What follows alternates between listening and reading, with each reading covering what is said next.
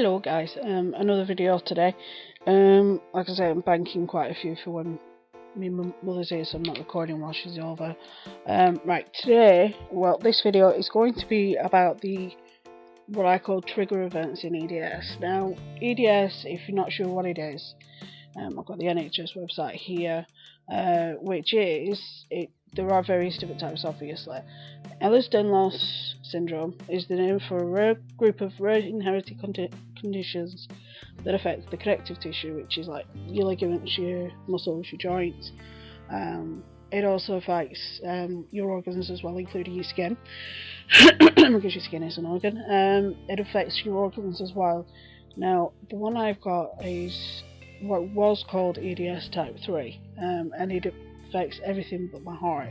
There is the possibility that it's making my asthma slightly worse, because we don't know whether my diaphragm's working properly, and obviously your diaphragm's needed for breathing. So if I've got if my diaphragm's not working properly, I've got asthma. It's not easy on both, but at the minute I seem to be fine. So the only reason why you can hear me breathing when I'm recording it is because my mic is so close, because I don't have one that I can have right here. If I had one here, I'd be able to put a rear shield and then it would be an issue, but I don't have the money for that, so I'm using a headset with a mic attached, so that's why you can hear me breathe. And like I said, I do have asthma on top of that. It can be EDS can be easily managed. With men, they don't get as many issues as women do, because a lot of EDS is down to your hormones. So with men, it pretty much stays constant. With women, it doesn't. Now, what I mean by that is, in women, there's what we call a trigger event, which beforehand you have medical issues. Beforehand I was in physio 2 or 3 times a year, with either my shoulders or my legs, for various different joints. Usually this joint on the shoulder, and both my knees. It's not my weight, trust me, because when all this started I was about 11 and I wasn't that heavy then. And then when I went to see my geneticist, she said, well, there is a possibility that there were partial dislocations and they just weren't picked up. They were just thought to be general aches and pains. So I said, fine, not a problem.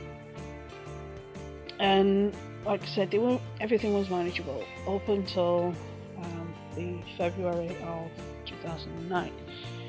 In the February of 2009, I was going through 2 situations, which was a really stressful time at work, and now another part of EDS for women is the periods are a mess.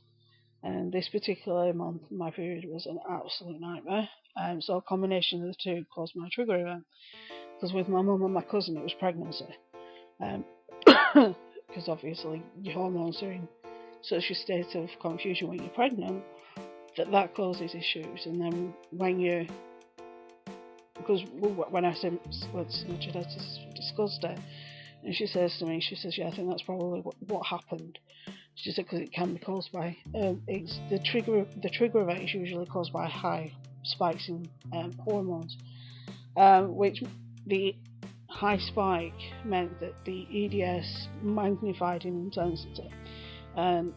If you research anything about EDS in any detail, you can find this out, because my best friend looked into it. She says, she's a medical secretary anyway, so she knows a lot about it. And she says, well, what was your trigger event? So I explained it to her, and I said to her, she said, well, when I found out that you got EDS and that you got your diagnosis, she said, I researched it, and so I knew what was going on, which is awesome. That's one of the reasons why she's my best friend. And I'm trying not to be too loud because it's like 3 o'clock in the morning. And it amplifies the pain. It amplifies the frequency of dislocations, partial dislocations, any issue along those lines, and then obviously all the other negative effects. The trigger event always happens due to hormones, like I said. Women do suffer more with EDS than men. There's various reasons for this, main one being, again, hormones, because males' hormones are pretty much constantly, roughly the same, unless they start taking high doses of estrogen or testosterone for whatever reason. I am now on numerous meds, which include painkillers, anti-inflammatories, tablets to control my IBS, because my digestive system is knackered, with the bad thyroid, and then obviously I've got heartburn, really nasty heartburn, and acid reflux, and then my actual digestive system is slow. I have really bad IBS sometimes, and it's not nice. EDS does suck. I will say that much. It isn't easy to live with. There are some people that get it worse than others, even on the same type. There's variety. People could, for example, me, my mum and Ariane all have the same type, obviously because it's genetic, but we all present in different ways. So with my mum, it was, I think the main issue was spinal instability. With me, part of it is because I have a permanently partially dislocated left hip. I also have intestinal and uterine issues, and for various reasons, EDS being part of it, I'm unable to have children. But that's another video for a different day. But it's one of those things that EDS sucks. You know, it isn't the easiest thing to live with. When I was diagnosed, I was talking to the doctor, and it was fun because I got to talk to her on her level, because I have done degree level genetics. So we got to talk on her level, and she says to me, well, before this kicked off, what was your hobbies? So I said writing, etc. I said, I'm weightlifting. She says, well, you're not allowed to do that anymore. I was like, so I can't weightlift anymore. So that sucks. And I've been suffering now with it for 8 years, just over 8 years. Like I say, I have had it before, but it wasn't to the level that it is now. There are some days where I literally cannot move, whether it be fatigue, whether it be the depression or the EDS itself, or a combination of the three. It isn't the easiest thing to do, but it's one of those things that you find a way of dealing with it, you find a way of living with it, and you try your best to get on with things. It helps to have a good network, which I do. I have my husband, I have my best friend, I have my mum, I have a very close network of friends here in York. To me, it can't be any much better than it already is. I have a great network with the publishing company that I'm with, so I'm quite happy to be where I am and be